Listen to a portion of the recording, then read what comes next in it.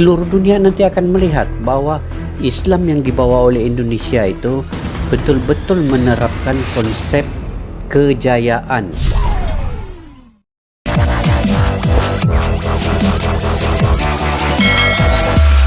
Assalamualaikum dan salam sejahtera. Allahumma salli wa sallim ala sayyidina Muhammadul darul azhar wa yakutil ahmar wa nurul azhar wa sirullahi akbar. Apa kabar semua sahabat-sahabat di luar sana? Semoga sentiasa sukses dalam apa jua bidang yang Anda usahakan, diberikan kesehatan, dimurahkan rezeki, dan dipanjangkan umur kalian guys. Dan semoga di bulan yang mulia ini sentiasalah kita mengingati setiap tarikan dan hembusan nafas kita itu kepada yang menciptakan hayat dan hidup kita ini guys, yaitu Allah Subhanahu wa Ta'ala. Karena setiap hembusan dan tarikan nafas kita ini guys tidak ada dijual beli dan ia percuma guys.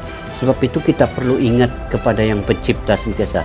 Semoga kita semua sentiasa diberikan rahmat daripada Allah Subhanahu wa Ta'ala dan juga sentiasa mendapat syafaatnya baginda Rasulullah SAW. Oke guys, apa yang kita mau react pada hari ini berkesinambungan juga daripada yang video yang saya react sebelum ini, yaitu berkaitan dengan pembangunan Indonesia guys, yang mana dia akan membuat satu bandar ataupun ibu kotanya di Kalimantan.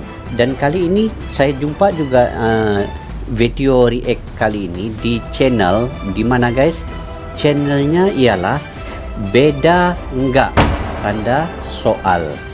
Oke, sesiapa yang baru ketemu dengan channel ini guys, beda enggak nih, bolehlah subscribe, komen, share dan like guys. Sama-sama kita sokong dan dokong setiap channel yang ada di Indonesia ini supaya dia lebih berkembang lagi untuk dia memberikan video dan info-info yang terkini yang bermanfaat untuk kita semua guys. Oke, kita baca tajuknya guys. Yang kita mau react hari ini ialah negara tetangga iri, proyek besar masa depan Jokowi buat Indonesia makin maju dan disegani dunia. Oke, sama-sama kita nonton guys. Jom, jas. Halo Wedikers. Halo. Wow. Setelah menuntaskan beberapa proyek besar selama Ini masa lagi jabatannya, jalannya, hari ini Presiden Jokowi kembali membuat heboh dengan beberapa rencana pembangunan mega proyek masa depan yang sangat modern. Apa saja mega proyeknya? Dan kapan proyek ini akan rampung? Cantiknya. Mari kita bongkar. Allah, Masya Allah. Yang pertama, kita mulai dengan mega proyek pemindahan Ibu Kota Negara. Di tahun 2022, proyek yang bernama Ibu Kota Negara Nusantara ini kian nyata. Proyek ini memasuki babak baru pasca ditetapkannya Rancangan Undang-Undang Ibu Kota Negara atau RUU IKN menjadi Undang-Undang IKN dalam rapat paripurna DPR RI. Pembahasan UU ini terbilang cepat karena hanya menghabiskan waktu 43 hari, terhitung sejak 7 Desember 2021 hingga disahkan 18 Januari 2022. Dalam undang-undang ini tertulis bahwa IKN Nusantara akan dibangun di Penajam Pasar Utara, Kalimantan Timur. Pasal 6 Undang-Undang IKN mengatur lebih lanjut cakupan wilayah IKN meliputi wilayah daratan seluas 256.142 hektar dan wilayah perairan laut ini jembatan yang 68.189 di-react hektar. sebelum ini. Menteri Keuangan Sri Mulyani menyampaikan, anggaran pembangunan IKN akan dimasukkan pada klaster penguatan pemulihan ekonomi yang alokasi anggarannya ditetapkan sebagai 178,3 triliun rupiah. 178,3 triliun rupiah. Besar belanja dananya guys membangunkan nih bandar baru nih. Dalam mega proyek pemindahan ibu kota, Istana Negara menjadi infrastruktur utama yang wajib ada. Kompleks Istana Negara akan dibangun di lahan luas 100 ini hektar. istananya. Dari rencana sebelumnya yang hanya 55 hektar untuk kawasan pemukiman, Kementerian PUPR akan membangun 100.000 rumah. Adapun total target populasi yang akan tinggal di IKN Nusantara mencapai 320.000 orang hingga tahun 2045. sehingga membutuhkan sekitar 82.353 unit hingga 100.000 Luasnya lagi unit Indonesia rumah. nih. Kementerian PUPR juga sedang membangun bendungan yang diperlukan untuk menunjang pasokan air bersih bagi masyarakat di IKN Nusantara. Bendungan yang saat ini tengah dibangun adalah Bendungan Sepaku Semoy yang berada di Desa Tengin Baru, Kecamatan Sepaku, Kabupaten Penajam Pasar Utara. Bendungan ini telah dimulai konstruksinya sejak Juli 2020. 2 tahun lepas sudah start. Akan rampung pada tahun 2023 mendatang. Oh, tahun depan. Bendungan yang memiliki daya tampung 10 juta meter kubik ini dapat memenuhi kebutuhan air baku dengan kapasitas 2.500 liter per detik. Wih, cantiknya. Serta dapat mereduksi banjir sebesar 55%. Kementerian PUPR juga sementara mengerjakan proyek Jalan Lingkar Sepaku demi memperlancar akses dari Balikpapan ke pusat IKN.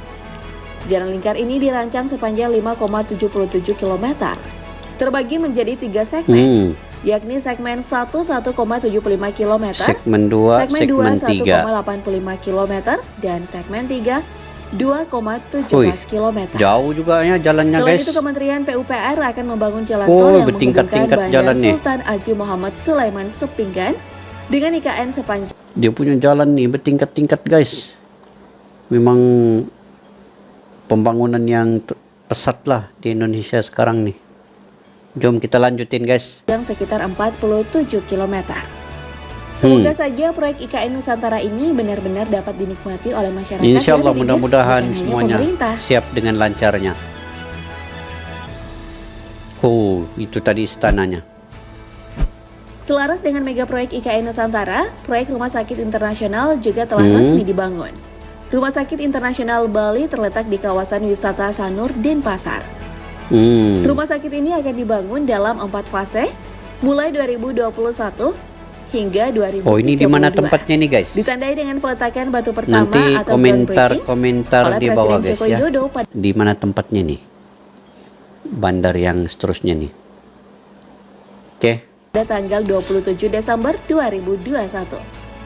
Selain mendorong potensi wisata, pembangunan rumah sakit berskala internasional ini akan meningkatkan masuknya investasi ke dalam negeri di sektor kesehatan. Adapun pembangunan rumah sakit masa depan ini dapat terrealisasi berkat kerjasama dengan Mayo Clinic, sebuah perusahaan medis ternama asal Amerika Serikat. RSI Internasional Bali sendiri dibangun dalam kawasan ekonomi khusus di kesehatan Bali, di atas guys. lahan seluas 41,3 hektar. Fase pertama pembangunan akan meliputi healthcare 1 dan 2 seluas 5 hektar. Ethnomedical Botanic Garden seluas 5,3 hektar. Retail Village 1 hektar dan UMKM Center 0,5 hektar.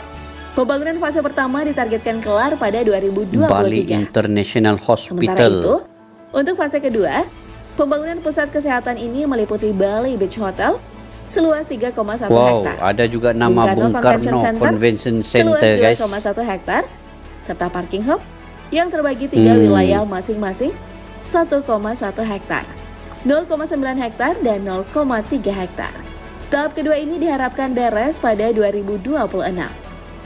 Fase ketiga, yang ditargetkan selesai pada 2029 akan mencakup pembangunan healthcare 3 seluas 2,5 hektar, Bali Beach Resort seluas 5,2 hektar, dan healthcare 6 seluas 1,2 hektar. Hampir membangunlah Bali lepas Fase keempat yang akan selesai pada 2032 akan meliputi pembangunan Bali Beach Garden seluas 2,7 hektar, kawasan hotel berbintang 1,7 hektar, kawasan komersial 1,1 hektar, dan healthcare 5 seluas 1,4 hektar.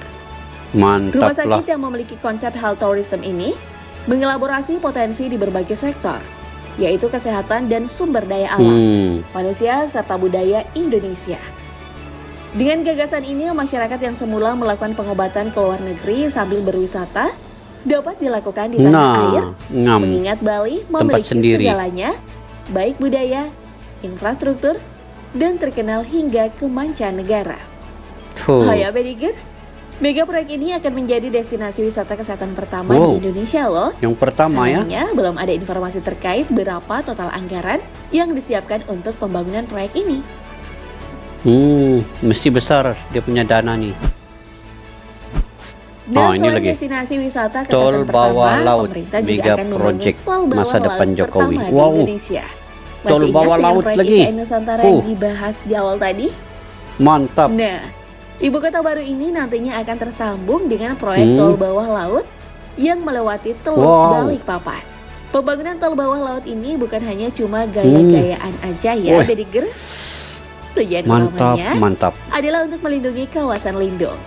Selain itu, kehadiran di tol bawah bawah laut, laut guys. juga bertujuan untuk memudahkan akses logistik. Barulah. Agar memiliki jalan terdekat menuju proyek IKN untuk memudahkan proses pembangunan. Panjang tol ini sekitar 47 km. 47 km. Dan untuk panjang terowongannya diperkirakan mencapai 1 hingga 1,5 km.